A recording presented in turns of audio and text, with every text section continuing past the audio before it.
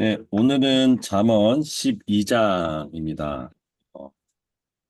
잠언 12장은요, 지혜자, 그리고 미련한 자로 명확하게 대비가 되면서, 이들의 인생 경영에 대한 부분을 좀 같이 나눠보려고 합니다.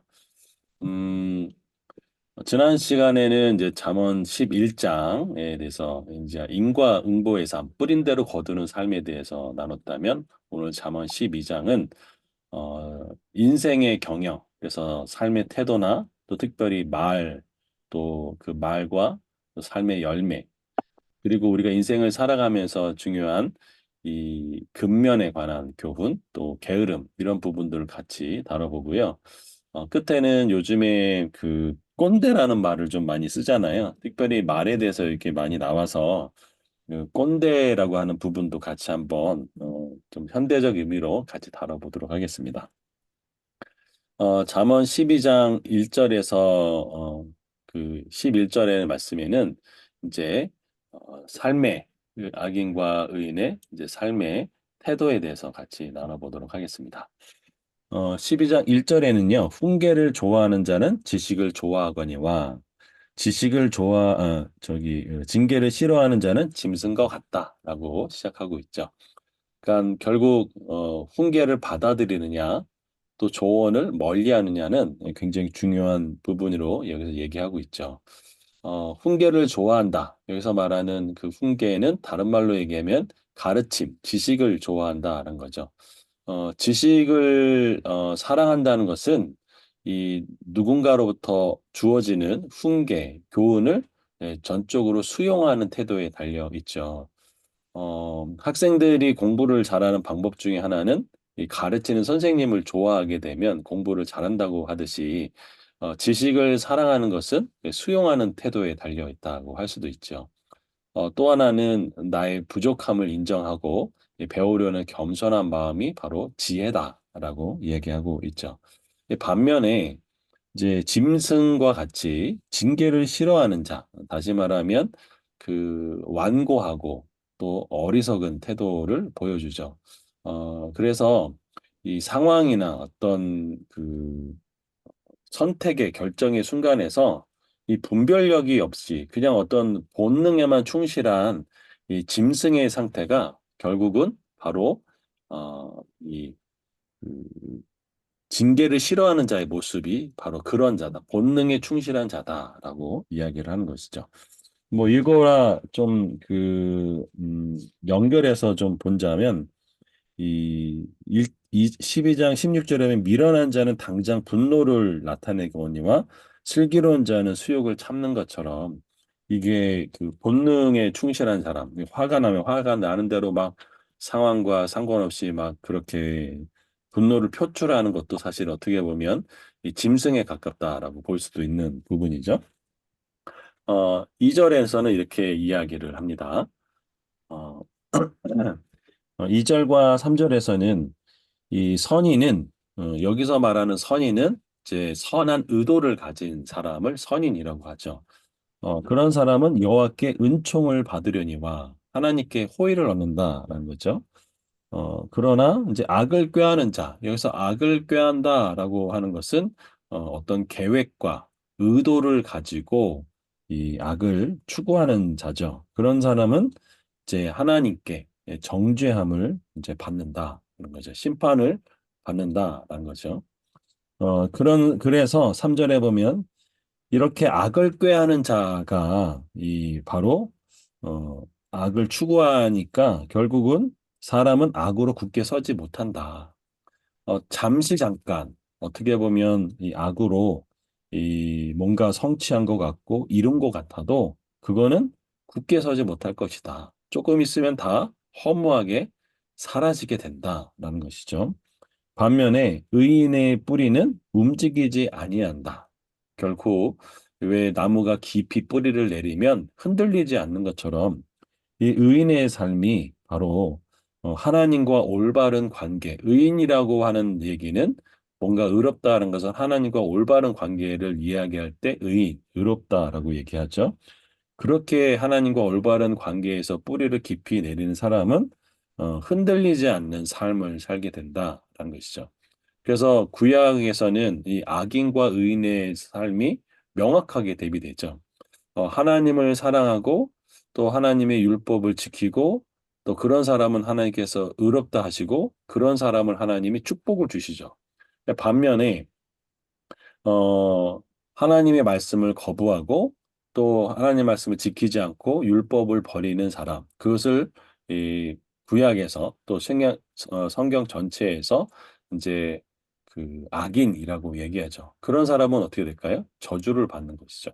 이것을 가장 잘 나타내고 있는 성경이 신명기이죠. 그래서 의인과 악인을 명확하게 대조해주고 있는 성경이 바로 신명기라고 할 수 있죠.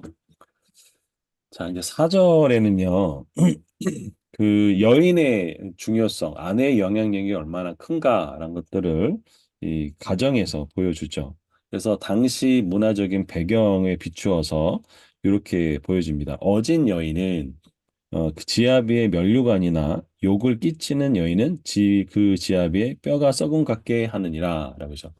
이것은 결국 그 아내의 성품이 가정의 행복과 남편의 성공에 아주 지대한 영향을 미치는다. 그래서 당시에 이 문화적인 배경 속에서 이 아내의 중요성을 굉장히 그 부각시켜 주는 거죠.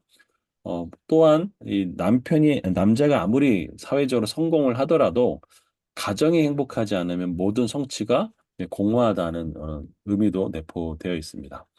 당시의 문화적인 배경에서는 여성의 사회 활동은 극히 제한적이었기 때문에 이렇게 성경에서 쓰여져 있지만 요즘에 그좀 비추어 본다면 부부의 이 서로의 영향력은 굉장히 중요하다고 할 수 있는 것이죠. 자, 그 다음에 5절과 6절을 보면 어, 의인의 생각은 정직하여도 악인은 도모는 속임이다. 이거는 이제 의인과 악인의 이 계획을 얘기하고 있다면 반면에 6절은 이 악인의 말, 또 정직한 자의 입에서 악인과 의인의 말에 관해서 또 계획과 말에 대해서 얘기하고 있는데 6절을 보면 악인의 말은 사람을 엿보아 피를 흘리자 하는 것이다. 그러니까 피를 흘리자 하는 것. 결국 뭔가 빼앗고 죽이고 하는 것이죠. 이게 제일 잘 나타난 구절은 잠언 1장이죠. 1장에 보면 그 1장 10절이 내 아들아 악한 자가 너를 깰지라도 따르지 마라. 그러니까 악한 자가 꾀임 어떤 계획을 가지고 있어서 이야기를 하죠. 그 계획이 뭐냐? 11절에 보면 1장 11절에 그들이 내게 말하기를 우리가 함께 가자. 우리가 가만히 엎드렸다가 사람의 피를 흘리자 죄 없는 자를 까닭없이 숨어 기다리다가 수월같이 그들을 삼체로 삼키며 무덤을 내려가는 자들까지 통으로 삼키자. 이게 바로 이 악인들의 계획, 악인들의 이제 도모인 것이죠. 결국은 그들의 도모는 다른 사람을 그 약탈하고 강탈하고 심지어 죽이는 것도 서슴지 않는 그 악함에 이제 초점이 맞춰져 있는 거, 결국 생명을 위협하는 것이 있죠. 반면에 이 정직한 자의 입은 사람을 구원한다. 정직한 자의 입, 결국 그 말의 치유, 회복 이것을 보여주는 거죠.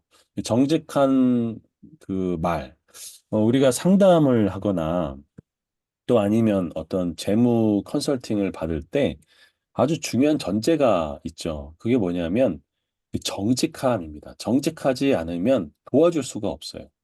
불분명하게 이제 되면 그것을 알려줄 수 있는 방법이 없죠. 그래서 지난번에도 잠깐 그 말씀을 드렸다시피 이 그 상담이나 정신 분석이나 뭐 이런 데에서도 이 자기를 포장하고 거짓말로 뭔가를 하게 되면 이 상담이 이루어지지 않는 것처럼 그래서 정직은 굉장히 중요한 부분이고 정직한 영혼은 구원을 받을 수 있죠.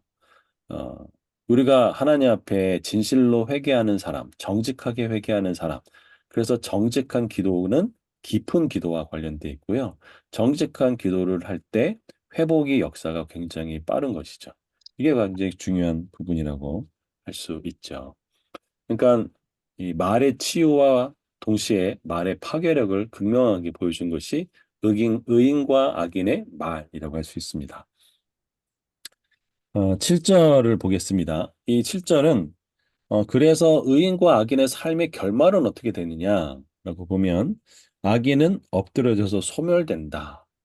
그러니까 마치 안개가 있다가 사라지는 것처럼 악인의 모든 결말은 바람처럼 또 안개처럼 사라지게 된다는 거죠.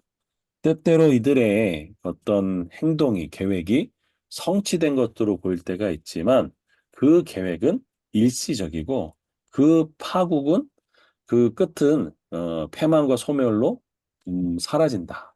이것이 이 성경 전체에 흐르는 역사이기도 하고 동시에 이스라엘의 북이스라엘과 남유다의 왕들, 북이스라엘의 20명의 왕들과 남유다의 11명의 왕과 한 명의 여왕의 삶의 모습이 그것을 분명하게 보여주고 있죠. 이스라엘 역사 통해서 그렇게 보여주고 있죠. 하지만 의인의 집은 영원히 이 견고하게 서 있을 것에 대해서 이야기하는 거죠. 바로 영적인 축복이 어떻게 흘러가는가라는 거죠. 시편 37편 25절에는 의인의 자손이 결식함을 보지 못했다. 배가 골마서 구걸하는 그런 삶을 살지는 않는다라는 것들을 이야기해 주는 거 있죠. 그래서 우리가 때때로 악인이 승승장구하는 것처럼 보일 때도 있으나 그러나 조금씩이나 시간이 지나가면 그것도 다 사라지는 그런 부분이 우리는 삶 속에서 얼마든지 볼 수 있죠. 예. 그 다음에 이제 8절에 보면 사람은 그 지혜대로 칭찬을 받으려니와 라고 되어 있습니다. 지혜대로 행동하는 사람은 이제 지혜가 이제 제공하는 어떤 통찰력과 분석력으로 인해서 이 사람들에게 점점 더 존경과 칭찬을 받게 되는 거죠. 그러나 반면에 이 마음이 굽은 자는 멸시를 받는다. 여기서 마음이 굽은 자, 또 특별히 간사한 의도를 지니고 불성실한 자들, 이들은 결국 멸시와 경멸을 당하게 된다. 이 멸시를 받는다는 거죠. 여기서 중요한 의미는 우리가 알고 있는 어떤 외적인 지식보다 정직하고 또 지혜 있는 태도가 존경을 받는 기반인 것을 설명해 주고 있죠. 이 잠언에서요, 마음이 굽다라는 표현은 상당히 많은 의미를 가지고 있는데, 제가 잠언 전체에서 마음이 굽은 자들의 특징을 좀 뽑아봤습니다. 첫째는 마음이 굽은 자들은요, 하나님께 미움을 받죠. 또, 오늘 본문처럼 사람들에게 멸시를 받고요. 또 자기 행위로 인해서 악한 보응과 또 재앙을 받게 됩니다. 이 마음이 굽은 자들의 대표적인 마음이 있죠. 바로 악한 마음과 악한 의도를 가진 사람들. 그래서 어떻게 할까요? 하나님의 뜻을 거역하고 결국은 초점이 누구에게 맞추면 자기 자신에게 맞춰져 있죠. 자기 자신을 자랑하고 또 그리고 또 혀가 패역하다. 그냥 마음이 굽었다, 올바르지 않다라는 의미는 사실 이 어리석은 자, 또 미련한 자, 악인에 해당되는 그런 특징이라는 것을 알 수 있죠. 결국은 마음을 올바르게 하고 마음을 회복하는 것들이 얼마나 중요한가 보여주고 있죠. 그래서 마음이 온전한 자와 대비되는 것이 마음이 굽은 자입니다. 그래서 우리의 마음을 지키는 것. 그래서 잠언 4장 23절에 보면 이 모든 지킬 만한 것 중에 더욱 내 마음을 지켜라. 생명의 근원이 이에서 남이라라고 되어 있습니다. 그리고 그 다음 구절이 이렇게 되어 있죠. 구부러진 말을 내 입에서 버리며 삐뚤어진 말을 내 입술에서 멀리하라. 그러니까 구부러진 말, 삐뚤어진 말은 결국 어디서 나오냐면 마음이 구분돼서 나오죠. 그러니까 마음을 지키는 것이 그만큼 중요하다. 마음이 굽어지면 말도 구부러지고 말도 삐뚤어지기 때문에 마음을 먼저 지키는 것이 그만큼 중요하다고 이야기해주고 있는 것이죠. 그 다음에 12장 9절에는요. 실질적인 능력과 또 뭐랄까 이 허세와의 그런 관계를 좀 보여주고 있는데 9절에 이렇게 되어 있습니다. 비천히 여김을 받을지라도 종을 부리는 자는, 여기서 이제 비천이 여김을 받다라는 얘기는 사회적인 지위가 낮다라는 의미죠.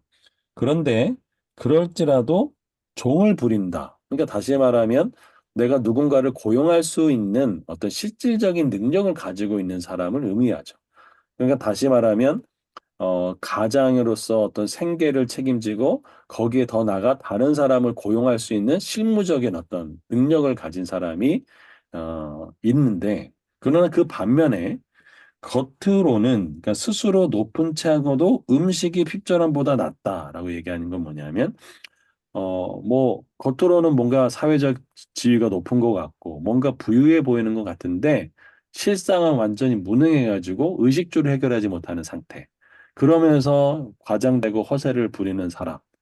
그래서 이 12장 9절에는 뭘 얘기하냐면 실질적인 정말 내적인 삶이 또 얼마나 그 겸손함이 더 중요하고 가치가 있다라는 것들이죠.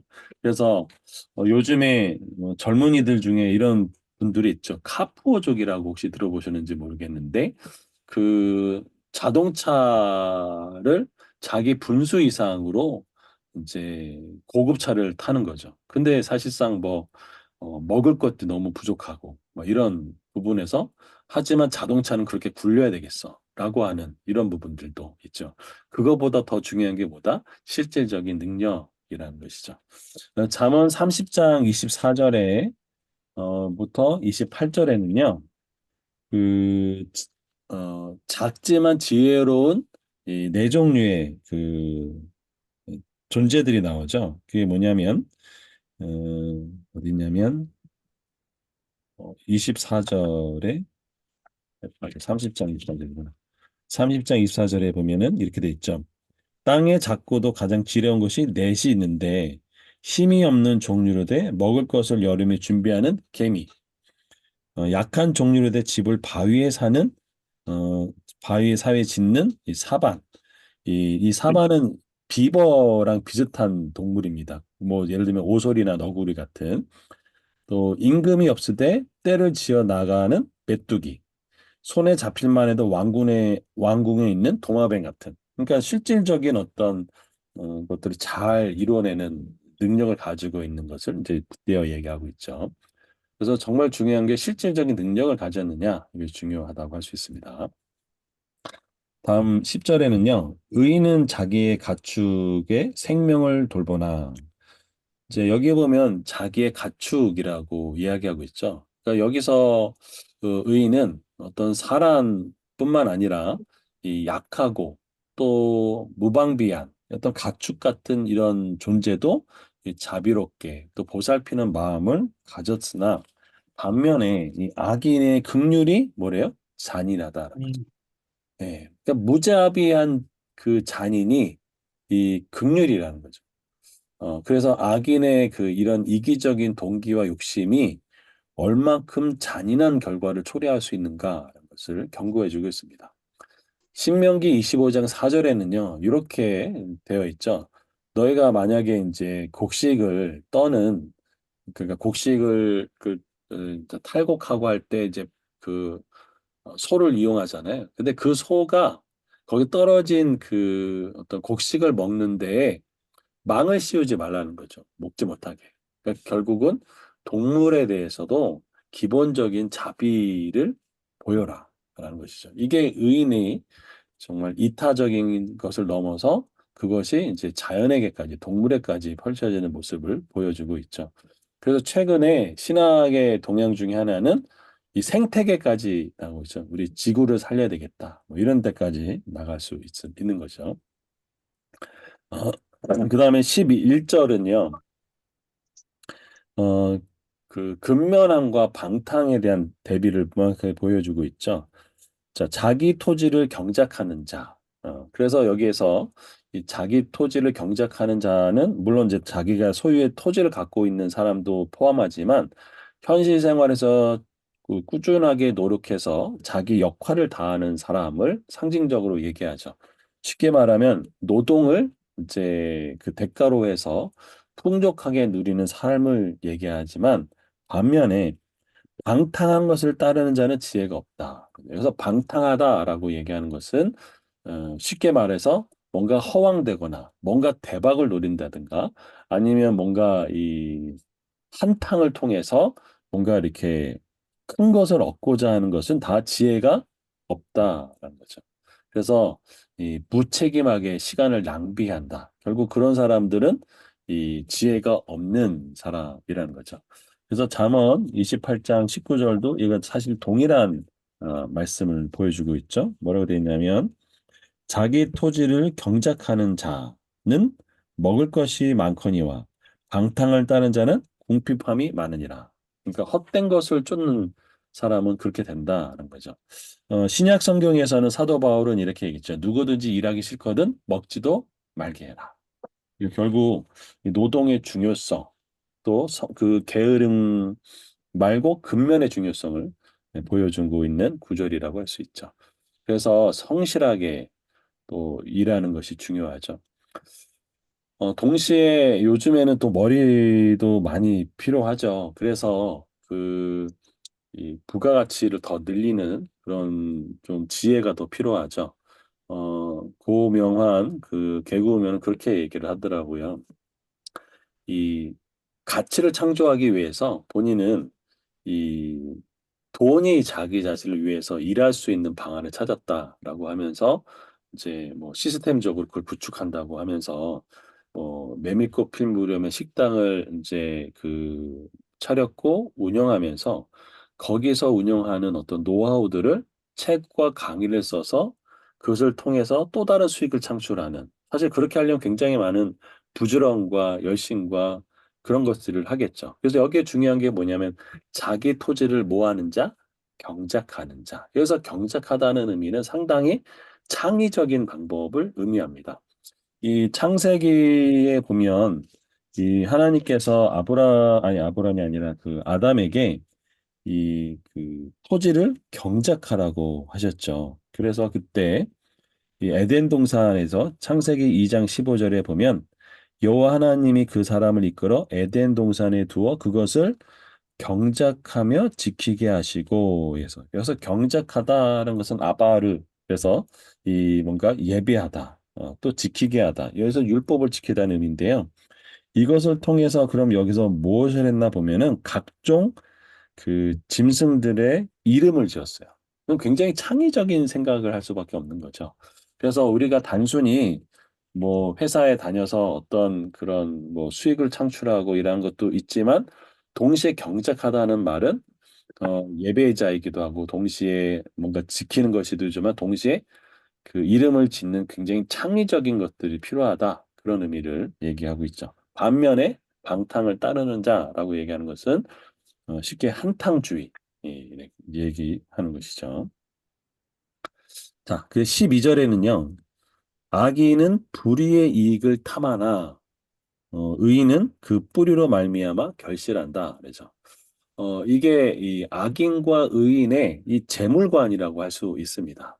그러니까 악인은 정당하지 않는 방법으로 얻은 이익을 탐하죠. 그래서 불법적인 어떤 수단이나 아까 말씀드렸던 다른 사람의 피를 흘려가지고 어떤 부를 축적하는 그런 어떤 부에 대한 이 탐욕의 끝을 보여주고 있던 반면에 의인은 어떻게 하냐면 자신의 뿌리, 그 뿌리, 의인의 뿌리가 뭐냐면 바로 성실하고 또 하나님을 사랑하고 또 아까도 했던 것처럼 자기 토지를 경작하는 그런 노력, 또 하나님을 사랑하는 어떤 그런 성품적인 것을 가지고 열매를 맺는다라는 거죠.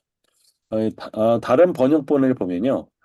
악인은 다른 악인의 파멸로 얻는 것을 탐하고 의인은 자기 소유를 보호한다라고 합니다. 그래서 잠언 13장 11절에는 망령되이 얻은 재물은 줄어가고 손으로 모은 재물은 늘어간다라고 하죠.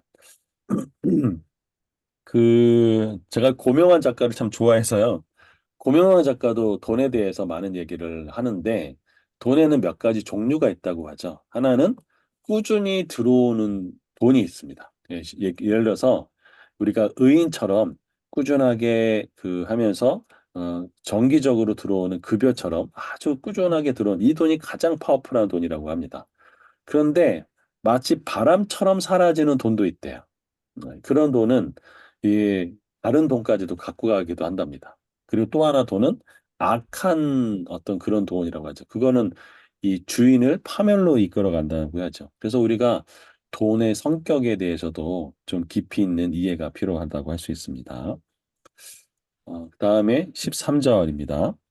악인은 입술의 허물로 말미암아 그물에 걸려도 여기도 동시에 중요한 게 뭐냐면 말이 얼마나 위험한가 또 의인의 그 보호에 대해서 같이 나누고 있는데요.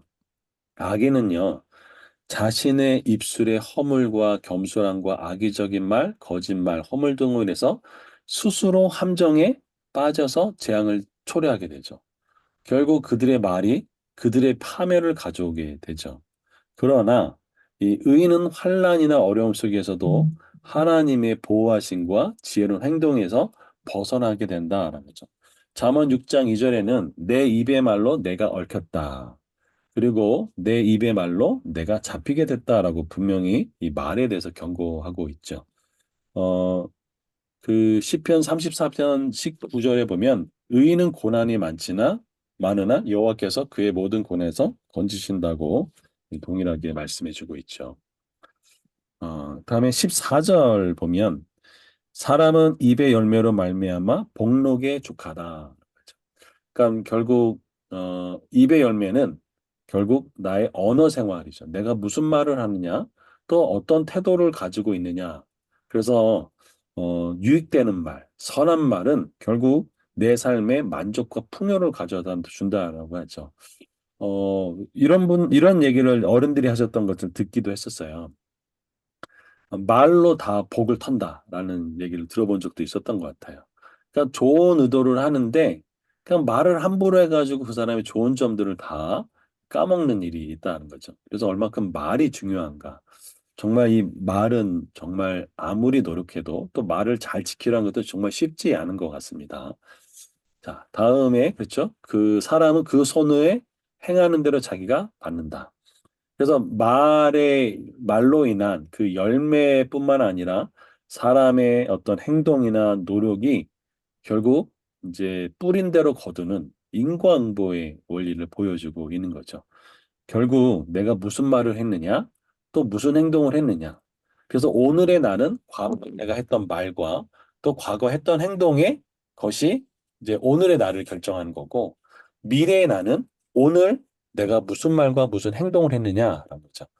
그래서 잠언 18장 20절에 보면 비슷한 얘기가 또 나오죠. 뭐라 하냐면 사람은 입에서 나오는 열매로 말미암아 배부르게 되나니 곧 그 입술에서 나는 것으로 말미암아 만족하게 된다. 그런 거죠. 갈라디아서 6장 7절에는 무엇이든지 심은 대로 그대로 걷는다. 그런 거죠. 오늘 또 우리는 뭘 심고 또 뭘 행동해야 될지 좀 생각해 보게 됩니다. 2장 15절과 16절에는요, 이 자기 성찰, 그리고 분노에 대한 표현의 부분을 다루고 있는데요. 이 리더십의 또 중요한 부분 중에 하나가 자기 성찰을 할 줄 아느냐라는 것이죠. 어, 15절에 보면은 미련한 자는 자기 행위를 바른 줄로 여긴다. 라는 거죠. 그러니까 미련한 자는 그냥 내가 하는 말과 행동이 다 옳아라고 착각하는 거죠. 그러니까 결국 객관적으로 자기를 볼 수 없게 되므로 실수하게 되죠. 그러나 지혜로운 자는요, 타인의 충고와 또 조언에 귀를 기울일 줄 아는 겸손함을 지녔죠. 그래서 지혜로운 자는 권고를 듣는다. 이게 굉장히 대비되게 나오는 거죠. 이게 바로 자기 성찰에 대한 부분이죠. 자기 성찰을 한다라는 것은 자신을 객관적으로 바라보는 것이죠. 그리고 약간 자기 자신을 제3자의 관찰자의 입장에서 자신의 행동과 태도와 마음의 상태를 볼 줄 아는 것. 이건 굉장히 중요한 부분이죠. 이렇게 자기 자신을 이 정신 분석에서도 이 삼자처럼 관찰하는 것이 굉장히 건강한 상태라고 이야기를 합니다. 그래서 내가 어떤 감정의 미묘한 것까지도 자기를 잘 볼 줄 아는 그런 자기 성찰이 굉장히 중요하다고 할 수 있겠죠. 다음에가 이제 16절이 뭐냐면 미련한 자는 당장 분노를 나타낸다. 그죠? 감정을 다스리지 못하고 순간적인 분노의 폭발은요, 대부분 관계를 악화시키죠. 그러나 인내하고 자제력은 어떤 감정적인 반응보다는 상황을 잘 면밀하게 살펴서 그 가운데 현명하게 대처하는. 그러니까 자기 성찰이 되면 이 지금 분노의 상황에서도 내가 화가 나는구나. 지금 이런 상황에서 지금 내가 화를 낸다면 어떠한 결과가 올 것인가? 내가 이거 내야 되는가 말아야 되는가? 나는 이거를 어떻게 풀어야 되는가를 볼 수 있는 객관적인 어떤 눈. 그래서 자기 성찰이 된 사람들은 감정을 이렇게 쉽게 표현하지 않고 잘 표현할 수 있는 부분이죠. 이게 바로 미련한 자와 지혜로운 자의 차이라고 할 수 있죠. 자, 17절을 보면 이렇게 되어 있습니다. 진리를 말하는 자는 의를 나타내도 거짓 증인은 속이는 말을 한다. 여기서도 이제 중요한 재판에서의 어떤 증언 그리고 동시에 언어의 사용에 대해서 17절부터 19절에 나오는데 18절에는 이렇게 돼 있죠. 17절부터 먼저 보겠습니다. 진실한 자는요, 이 재판에서 사실만을 얘기하죠. 그래서 정의와 그 올바른 의를 나타내는 반면에, 그 거짓을 말하는 자는 속이는 말을 하죠. 왜곡되고 속이고 또 타인을 기만하는 그런 불의를 초래하죠. 잠언 19장 5절에는 거짓 증인은 결국 벌을 받게 된다라는 거죠. 그래서 진실한 자와 거짓에 대한 부분을 나누겠다면 이제 18절에는요. 칼로 찌른 같이 함부로 말하는 자가 있다. 그래서 칼로 찌르는 자.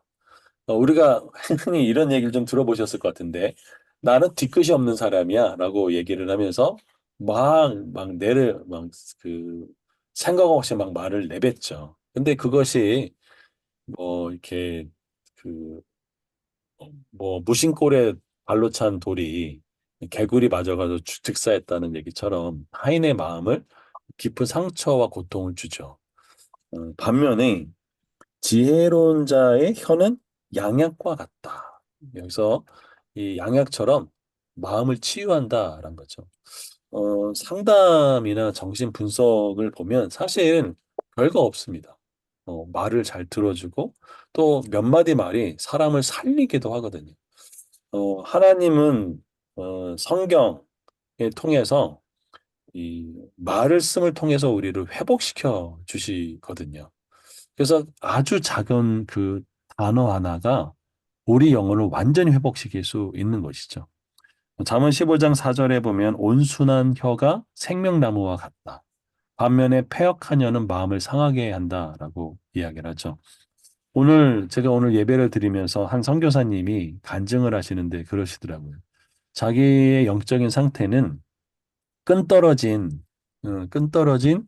그 상태였다. 그래서 하나님이 있다는 건 알겠지만 하나님과 어떤 관계가 없는, 그래서 하나님 멀리만 있는 사람이라고 생각했는데 본인이 선교지에 가서 거기서 이제 그 어느 집회에서 있는데 기도를 하는데 저 멀리 한 구석에서 한국말이 들려오더래요. 근데 그게 뭐냐면 경상도 방언으로 들려오더래요. 그게 뭐냐면 가만히 들어보니까 하나님이 저 왔습니다. 이게 맞는지 모르겠는데 하면서 이 아프리카 사람인데 방언을 받았는데 그것이 이 한국 방언인데 특별히 경상도 방언을 받았답니다.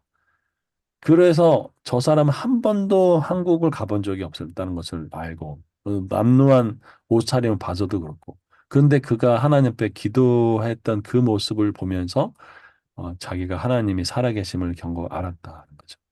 그 한 사람의 기도, 그 방언이 한 사람의 선교사님의 영혼을 회복시키는 일들이 벌어진 것처럼 이 말의 치유는 엄청난. 그래서 우리가 영적인 회복을 하려면 많은 분들이 이렇게 얘기했죠. 성경을 읽어라. 그럼 왜 성경을 읽어야 될까? 그게 바로 하나님이 우리에게 말씀해 주시기 때문에 그런 거죠. 어, 이러한 것들은 우리 삶에 정말 많은 은혜를 주죠. 음, 제가 갑자기 이 성경 구절이 떠오르는데, 제가, 어, 일본 단기 선교 왔을 때 굉장히 그 상황이나 어려운 상황이 있었을 때요. 그때 하나님이 저한테 경험했던 것이었습니다. 시편 42편인데요. 뭐 찾을 수 있는 분 같이 한번 찾아보시죠. 시편 42편 인데 거기서 이제 제가 어떤 상황이었냐면 그 당시에 대학원생이었을 때 이 저희 팀에서 기타를 칠 수 있는 사람은 저밖에 없었어요. 근데 저의 약점은 뭐냐면 박자를 잘 못 맞추는 부분이었어요. 근데 기타를 갖고 갔는데 기타 조율이 안 되는데 조율을 아무리 해도 안 되는 거예요. 그런 상황 속에서 이제 찬양 연습을 하는데 뭐 일본 말로 해도 박자도 틀리고 기타 조율도 안 되니 엉망이 됐죠. 예, 그래서 어떻게 해서든지 뭐 끝나고 났는데 제가 참 많이 낙심이 되더라고요. 네, 그래서 이제 제가 성경을 읽다가 시편 42편을 그 자리에서 이제 큐티 본문이기도 하고 그래서 읽다가 보니까 5절에 이런 얘기가 나왔습니다.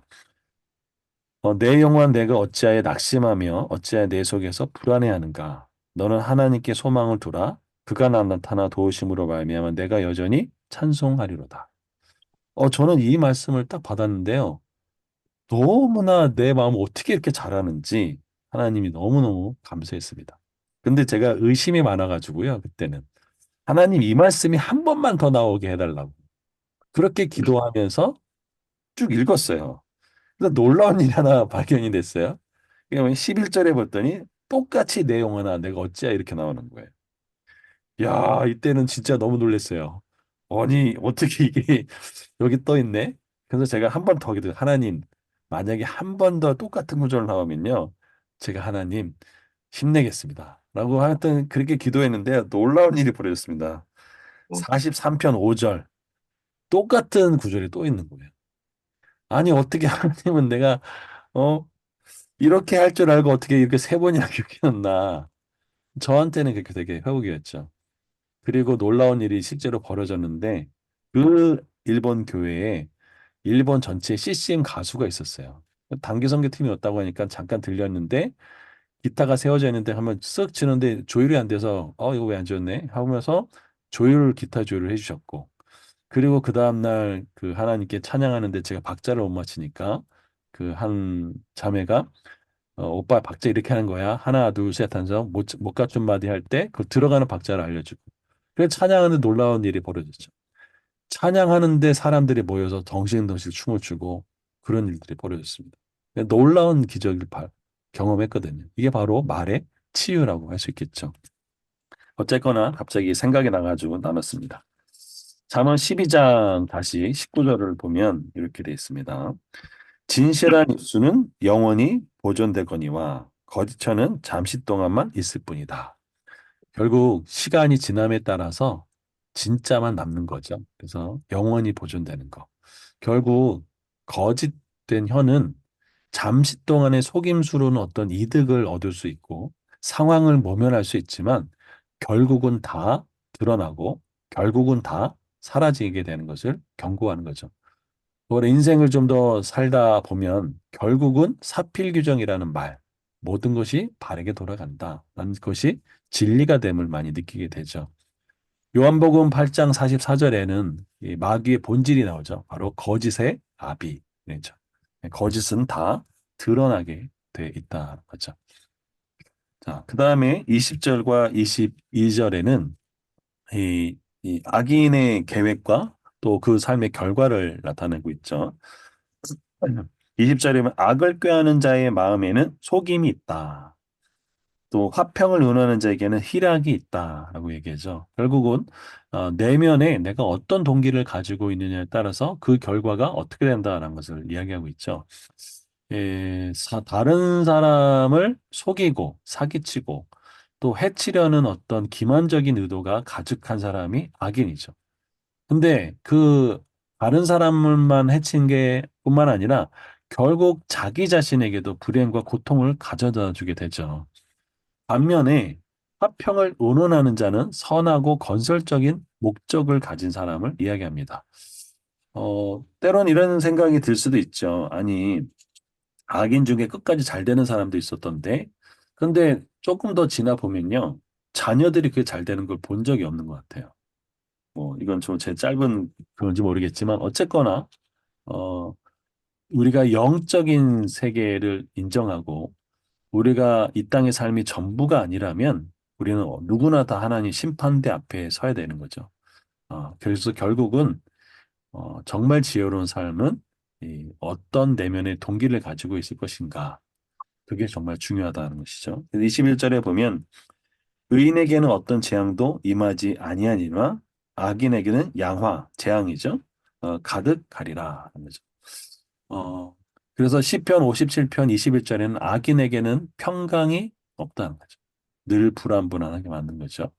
그러나 이 하나님의 아들 그들은 화평케 하는 자들이다라고 마태복음 5장 9절에 예수님 말씀하셨죠. 그래서 악인과 의인의 삶에는요. 그 의인은 모든 어려움으로부터 완벽하게 자유롭다라는 어떤 보호받는다는 의미라기보다는 하나님의 어떤 특별한 보호 아래서 치명적인 해를 입지 않는다. 또 어떤 그 재앙 속에서도 이 선하게 이끌고 회복될 것을 이야기하죠. 그러나 때로는 의인의 삶 속에 다가오는 어떤 고통이나 어떤 그런 어, 일시적인 어려움은 최종적인 파멸은 아니다. 그런 거죠. 그러나 악인에게는 반드시 파멸이 올 것이다. 이건 하나님의 공의이죠. 시편 34편 19절에는 의인에게는 고난이 많으나 여호와께서 그의 모든 고난에서 건지시는도다라고 했고 로마서 8장 28절에서는 그의 뜻대로 부르심을 입은 자는 모든 것이 합력하여 선을 이룬다라고 말씀하고 있죠. 22절에 다시 보면 거짓 입술은 여호와께 미움을 받고 진실하게 행하는 자는 그의 기뻐하심을 받는다. 하나님은 거짓을 싫어하시고 미워하시죠. 반면에 하나님은 진실한 자를 사랑하시고 기뻐하시는 하나님의 성품을 드러내는 거죠. 잠언 6장 16절에서 19절에 보면 하나님이 미워하신 17가지가 16개에서 7가지가 나오죠. 바로 이 거짓된 마음, 또 속이는 것, 이런 것이었죠. 23절 보면 슬기로운 자는 지식을 감추어도 미련한 자는 마음에 미련한 것을 전파한다라는 거죠. 자, 여기 지혜로운 자의 겸손과 미련한 자의 자기과시가 분명하게 드러나는데요. 슬기로운 자는 자신이 가진 어떤 지식과 경험을 함부로 자랑하거나 과시하거나 뭐 노출하기보다는 좀 상황과 때를 분별하면서 다 드러내지 않는 것이 지혜란 것을 알죠. 그래서 그 내가 100가지를 안다. 그럼 2가지, 3가지만 나는 그 말씀하시는 분들도 참 많이 봤던 것 같아요. 그래서 자기가 가지고 있는 지식을 과시하거나 자랑하지 않는 그런 슬기로운 자의 분별함이 있다는 거죠. 그러나 미련한 자는 자신이 가진 어떤 지식이나 이런 것들을 조절하지 못하고 그냥 다 드러나는 거죠. 그래서 바로 언행의 절제가 지혜의 중요한 요소인 것을 보여주죠. 어, 잠언 13장 16절에서는요, 이렇게 돼 있죠. 무릇 슬기로운 자는 지식으로 행하거니와 미련한 자는 자기의 미련한 것을 그대로 나타난다라고 말씀하고 있습니다. 24절, 이제는 여기서부터는 이제 게으름과 근면에 관한 교훈이죠. 24절엔 부지런한 자의 손은 사람을 다스리게 된다. 그래서 아까도 얘기했다시피 이그 비천이 여김을 받을 줄로 종일 부르는 자처럼 이 꾸준하게 성실하게 노력하는 사람은 결국 다른 사람을 고용하는 또 다른 사람을 다스리는 리더십의 자리에 오르게 되고 사회적인 영향력을 행사하게 되죠. 반면에 게으른 자는 불임을 받는 것이죠. 그래서 이 노력하지 않고 뭔가 의존적인 태도로 인해서 다른 사람에게 불임을 받는 상황에 종속되는 것이죠. 잠언 10장 4절에는 손을 게으르게 놀리는 자는 가난하게 되고 손을 부지런한 자는 부하게 된다라고 권면하고 있습니다. 25절에는요. 근심이 사람의 마음에 있으면 그것으로 번뇌한다. 그러나 선한 말은 그것을 즐겁게 한다. 여기서 말에 되게 중요성이 나타나죠. 그래서 어, 근심스러운 마음이 있으면 정말 이렇게 고민하게 되고 잠을 못 자게 되잖아요. 심리적인 고통과 불안을 유발하죠. 그러나 선한 말은 사람들을 치유하고 회복하고 위로해주고 번뇌를 덜어주는 거죠. 저는 이 빌립보서 4장 6절에 7절 아무것도 염려하지 말고 다만 모든 일에 기도와 간구로 너희 구할 것을 하나님께 감사함으로 아뢰라. 그리하면 모든 지각 뛰어난 하나님 평강이죠. 그리스도 예수 안에서 너희 마음과 생각을 지키시리라. 2000년 전에 있던 사도 바울의 이 말씀이 오늘날에게도 많은 그리스도인들에게 이 위로와 회복과 격려를 주는 것처럼 정말 좋은 말, 이게 정말 우리에게 필요한 것이죠. 바로 그것이 선한 말이라는 거죠. 선한 말. 네. 다음에 26절입니다. 의인은 그 이웃의 인도자가 되나 악인의 소용은 자신을 미혹한다. 결국 이 타인에 대한 의인과 악인의 영향력을 보여주고 있는데요. 의인은 자신의 어떤 그 지혜와 의로운 삶, 하나님과 올바른 관계에 있는 삶이 그런 모습과 어떤 행동을 통해서 다른 이웃으로 하여금 올바른 삶의 방향, 하나님을 알아가는 것으로 인도해주는 긍정적인 영향을 미치는 반면에 악인은 이 자신의 그 악한 행동과 삶의 방식으로 해서 다른 사람을 유혹하거나 잘못된 길로 이끌죠. 대표적인 예가 그 잠언 7장의 이 미혹하는 여인의 모습이죠.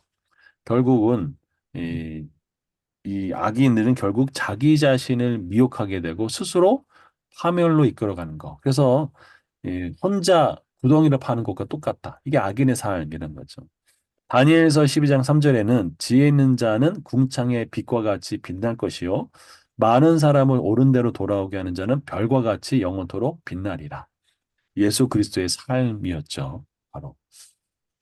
다음에 27절에는 게으른 자는 그 잡은 것도 사냥하지 아니하나니 사람의 부귀는 부지런한 것이다. 그죠? 바로 게으름이 또 근면이 재물에 어떤 영향을 미치는가?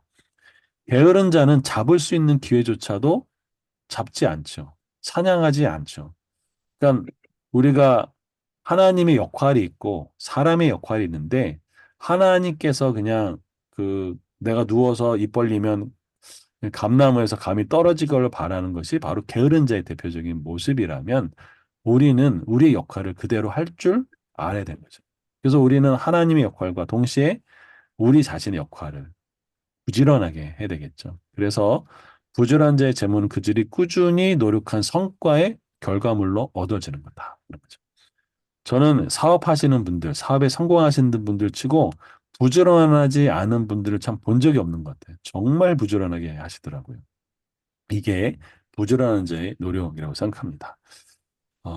예. 그리고 잠언 24장 30절에 34절에 보면 게으른 자의 밭과 지어는 자의 포도원을 지나며 본즉 가시덤불이 퍼졌고 지면이 거친 풀로 덮였고 돌담이 무너져 있는 게 이게 바로 게으른 자의 이 상태를 아주 잘 보여준다고 할 수 있죠. 28절에는 공의로운 길에 생명이 있나니 그 길에는 사망이 없다. 결국 지혜로운 자의 궁극적인 결론이 뭐냐? 하나님을 기뻐하고 또 의롭고 정직하고 지혜로운 삶의 방식이 바로 공의로운 길이다. 거기에는 영원한 생명이 있다. 그렇죠.